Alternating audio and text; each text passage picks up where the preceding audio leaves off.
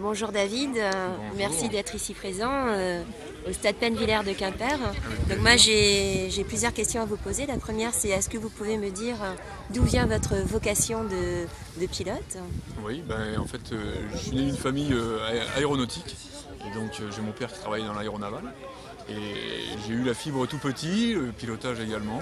Et j'ai voulu être pilote très très tôt, quoi. Voilà. D'accord. Donc il y avait déjà un environnement familial, quoi. Exactement. D'accord. Et après, quel est le chemin parcouru pour arriver à être pilote d'hélicoptère? Alors moi, j'ai fait mes armes à l'armée, dans l'armée de terre. Et là, j'ai travaillé pendant 16 ans.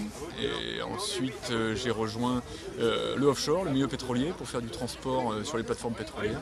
Ça, je l'ai fait pendant 3 ans et demi au sein d'Héli-Union, la seule compagnie française qui permet d'effectuer ce genre de travail.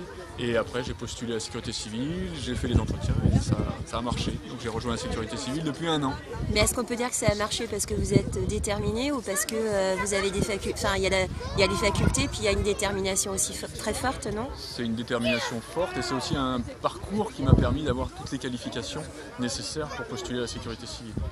Alors, troisième question, est-ce que vous pourriez me raconter un événement marquant? En fait, vous êtes ce qu'on appelle les sauveteurs du ciel.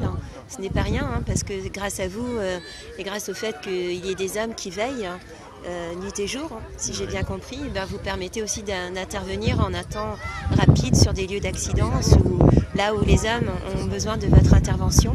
Est-ce que vous pourriez est-ce que vous avez en mémoire un événement marquant qui vous a vraiment marqué?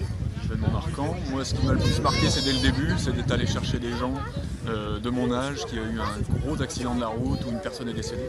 Et voilà, moi ça m'a marqué parce que je me suis identifié à eux.